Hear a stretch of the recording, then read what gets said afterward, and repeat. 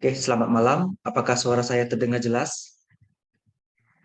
Terdengar kok. Oke, kita mulai. Ini bab 4. Ini membahas gambaran umum objek penelitian, deskriptif, asumsi, hipotesis, dan pembahasan.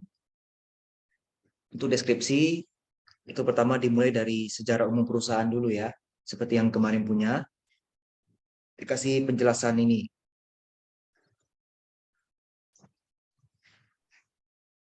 Bebas ya sebenarnya, tapi yang penting apa yang diperlukan ada. Ini juga, ini untuk uji hipotesis. Udah saya berikan juga kepada kalian. Ya, bentuknya bisa berbeda-beda, tapi tujuannya tetap sama. Ini juga tabel uji hipotesis. Ini juga sama. Ini sebenarnya tidak terlalu perlu. Kalian cukup pakai yang sudah saya kirim dari yang Excel itu, yang dari PLS. Tapi kalau mau bikin sendiri juga nggak apa-apa. Ini rata-rata dari setiap variabel rata-rata setiap variabel per tahun nanti akan jadi seperti grafik seperti ini. Ini kemarin saya kelupaan, belum sempat kasih ke beberapa, jadi baru Ricky yang baru saya bikinkan. Nah, ini nanti harus ada kalian jelaskan di bagian statistik deskriptif juga. Yang jelaskan sama-sama naik atau sama-sama turun gitu. Ini juga. Ini dengan yang sebelumnya itu sama. Cuman yang satu pakai garis dan batang, kalau ini dua-duanya garis. Nggak ada masalah itu. Ini kalau pakai angket. Kalau pakai angket kita skip aja. Kemudian penjelasan penelitian. Nanti kan dapat persamaan tuh. Y sama dengan sekian X1 tambah sekian X2 tambah sekian X3 dan seterusnya. Ini dibuat untuk keterangannya seperti ini. Contohnya 2,107X1 yang saya blok. Itu artinya ketika X1 meningkat satu satuan, maka akan meningkatkan Y1-nya sebesar 2,107 satuan. Disesuaikan aja dengan variabelnya. Ini penjelasan hasil penelitian.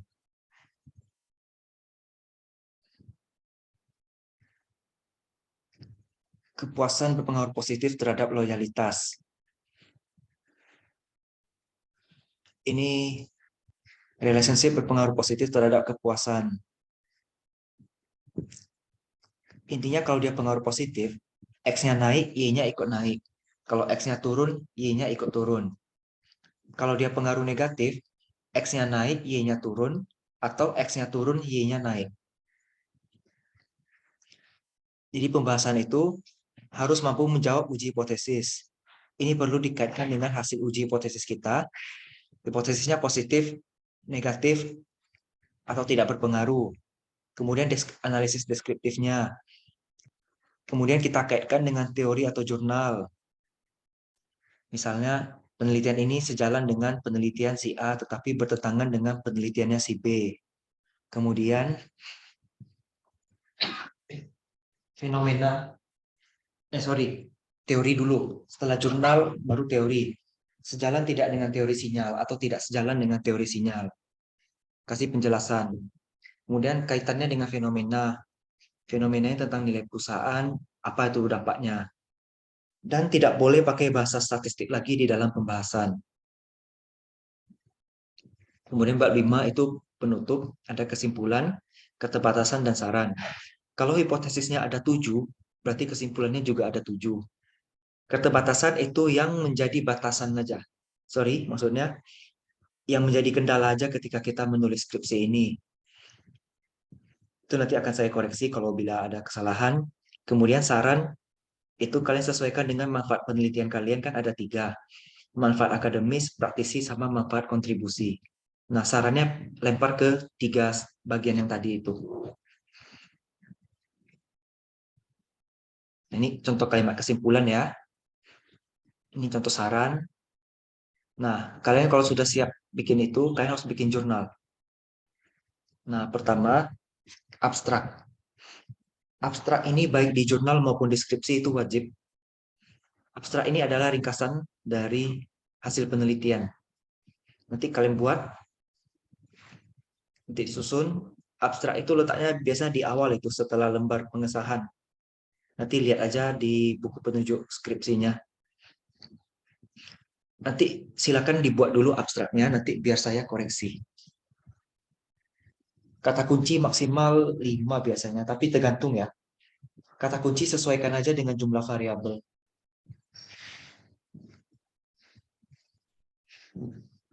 Kalau ini pendahuluan di jurnal, itu sesuai dengan latar belakang penelitian kalian di bab 1. Tinjauan pustaka itu di bab 2. Pokoknya buatlah versi ringkas. Contohnya udah saya kirim kemarin, yang link jurnal yang namanya Procuratio Jurnal Ilmiah Manajemen. Linknya sudah dikirim, itu jurnal internal kampus. Formatnya lihat aja di sana. Ini contoh pengembangan hipotesis di jurnal, lebih ringkas ya. Kalau dibandingkan skripsi kan lebih panjang. Model penelitian, ini kerangkanya. Ini instrumen, ini kalau kalian semuanya pakai rumus ya.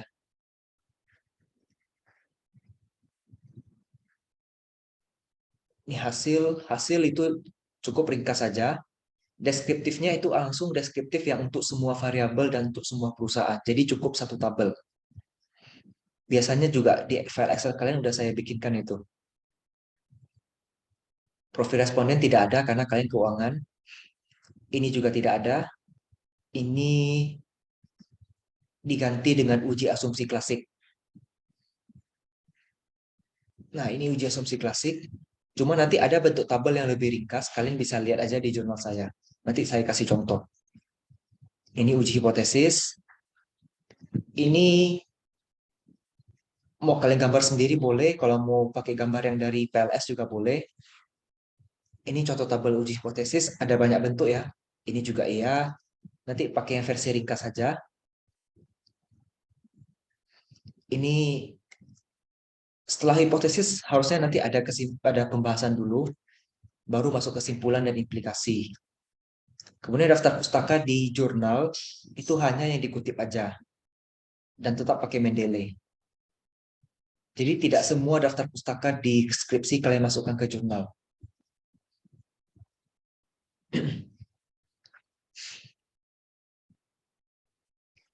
Nah, jadi ada perbedaan dari skripsi sama artikel ilmiah. Artikel ilmiah jurnal itu ya maksudnya.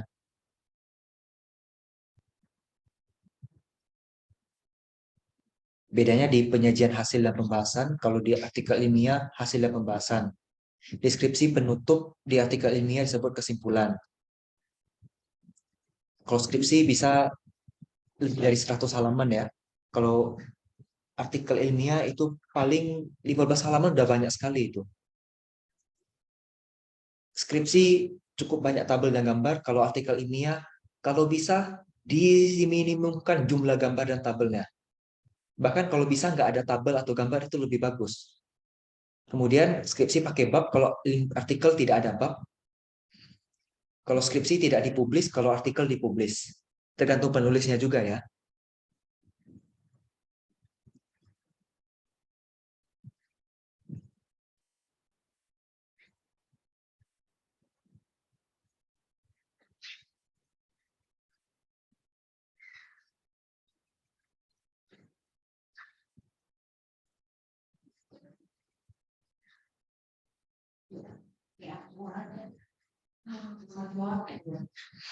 Di pendahuluan itu ada bikin fenomena, didukung dengan data.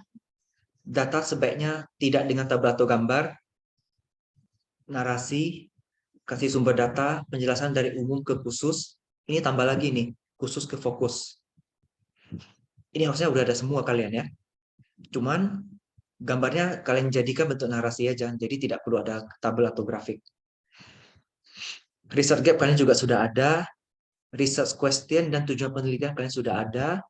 Jangan pakai nomor atau poin. Misalnya Satu titik pendahuluan, 1.1 latar belakang itu nggak ada lagi.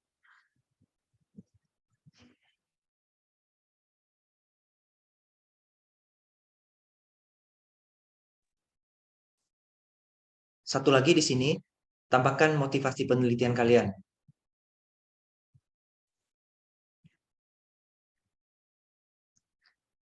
Ini pendahuluan skripsi, nggak usah lagi dilihat. Kalian sudah ada. Kemudian tinjauan pustaka. Teori apa yang paling utama? Biasanya teori sinyal atau teori agensi. Pada setiap statement, jelaskan review penulis. Ini juga sudah kalian lakukan. Hubungan antar variabel sebagai pengembangan hipotesis sudah. Hipotesis dan model penelitian juga sudah ada. Berarti tinggal kalian ringkas saja. Hubungan antar variabel. Mengapa X pengaruh ke Y? Sudah ada. Kalian kasih argumen kan? Didukung dengan penelitian terdahulu. Barulah dibuat hipotesisnya X berpengaruh terhadap Y. Baru rancang model yang gambar kerangka. Ini juga udah ada semua sebenarnya. Kemudian metode, desain penelitian. Contohnya seperti ini. Ini adalah kuantitatif menggunakan bla bla bla. Kemudian instrumen populasi, definisi, teknik. Sudah ada semuanya, tinggal kalian ringkas dari bab 3. Kemudian hasil pembahasan. Ini kan menjelaskan hasil temuan. Dimulai dari deskriptif dulu. Yang saya bilang tadi, yang cukup satu tabel yang sudah saya bantu hitungkan di Excel itu. Yang rata-rata standar deviasi minimum maksimum. Kemudian uji hipotesis, ini nanti kan ada tabelnya. Itu pakai yang versi ringkas dan sudah ada uji asumsi klasik di dalamnya. Ini boleh menggunakan gambar dan tabel. Saya sarankan pakai tabel aja. Hindari kopas tabel dari software. Ya, jadi kalian bikin tabelnya sendiri.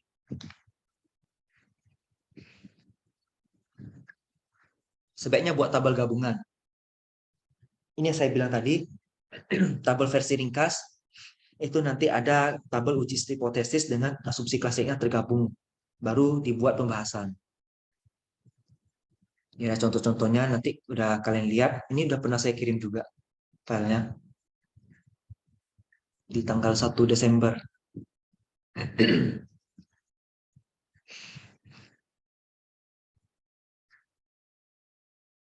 Nah, kurang lebih ginilah bentuk tabelnya.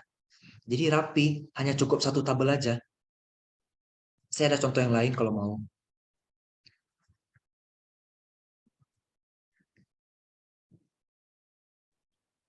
Kemudian, ya ini hanya pembahasan, kaitkan dengan analisis deskriptif, kaitkan dengan fenomena. Kemudian ini ada penutup, kesimpulan saran. Saran yang diberikan harus operasional. Maksudnya operasional tuh, kalau di jurnal, saran yang memang betul-betul langsung ke praktisi. Saran praktisnya ya. Sama saran untuk kontribusi. Kemudian abstrak. Abstrak itu sebaiknya kurang dari 200 kata. Isinya ada tujuan, metode, hasil, kemudian buat kata kunci. Abstrak dibuat bahasa Indonesia dan bahasa Inggris. Oke, selesai. Kira-kira ada yang mau ditanyakan?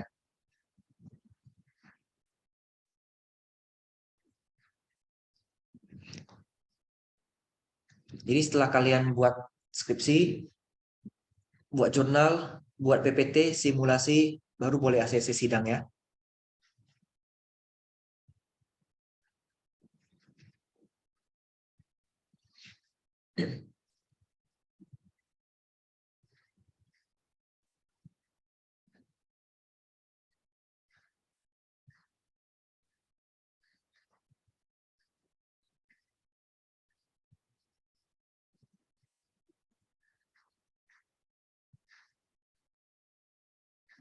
Silakan kalau ada yang mau tanya.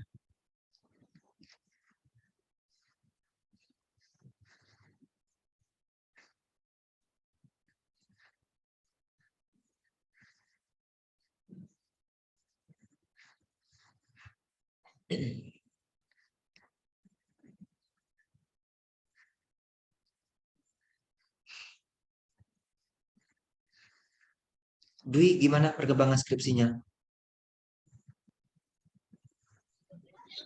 Saya belum ada sambung lagi, Pak, karena tadi baru pulang Natal. Mungkin besok baru sambung. Oke. Ricky baru saya kirim ya. Silakan dilanjutkan revisinya. Baik, Om.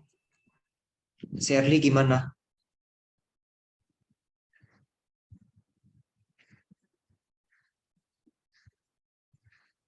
Shirley,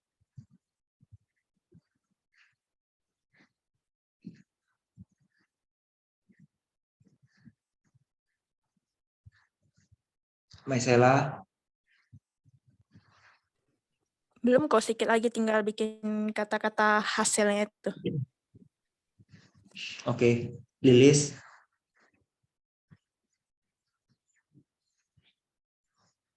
Kalau siap tabulasinya, Pak. gimana Lilis? Baru buat tabulasinya itu kok yang kemarin belum siap. Oh, udah siap tabulasinya? Udah. Kamu olah sendiri atau saya olahkan? Tapi tadi saya baru email ke Koko sih tabulasinya. Oh, ya, berarti kamu belum ke ini, belum kasih tahu, jadi belum buka email. Iya. Oke, berarti saya olahkan ya. Hmm.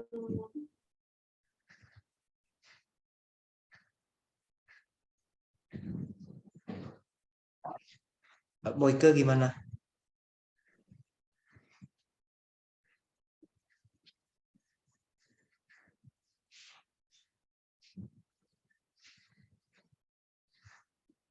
Boyke,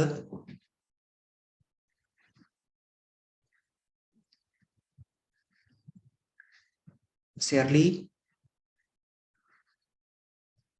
Ya kok, gimana Shirley? kedengaran suaranya kok. Suaranya nggak jelas Shirley.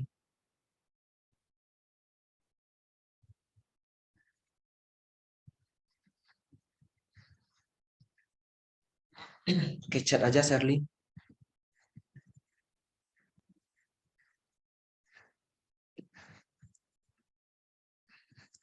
Suara kamu agak putus-putus tadi, kurang jelas.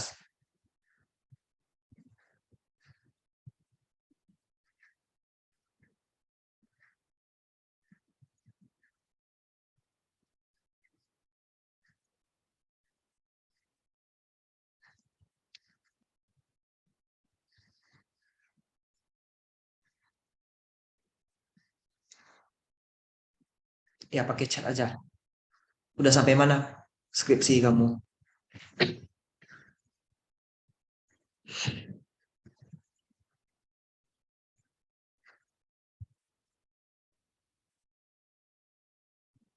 Lagi susun hasil PLS-nya. Ada kendala nggak selama nyusun PLS-nya itu?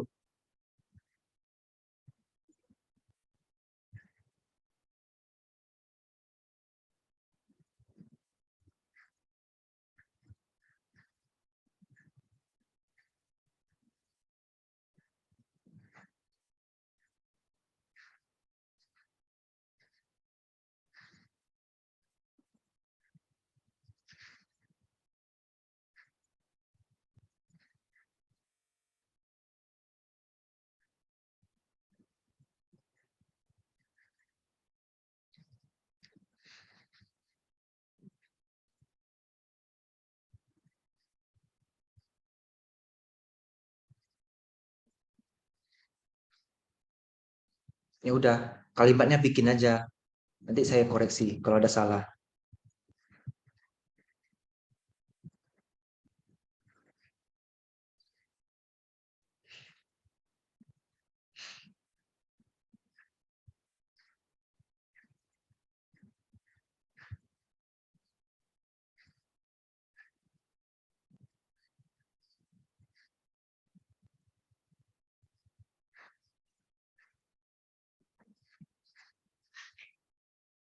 Koike gimana?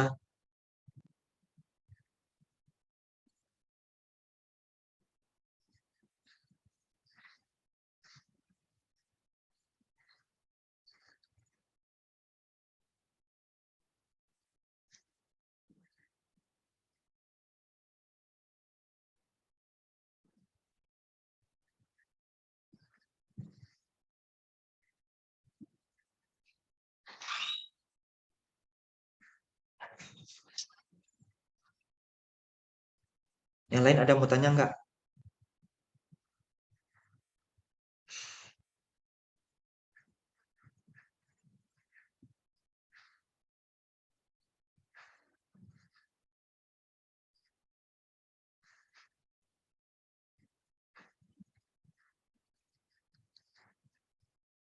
Ada yang mau tanya terkait pembahasan jurnal sama skripsi?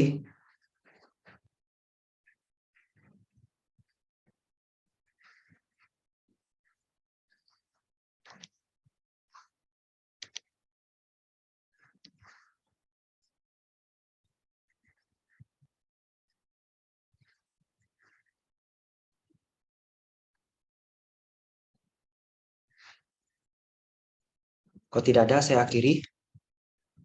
Terima kasih atas kehadirannya. Selamat malam.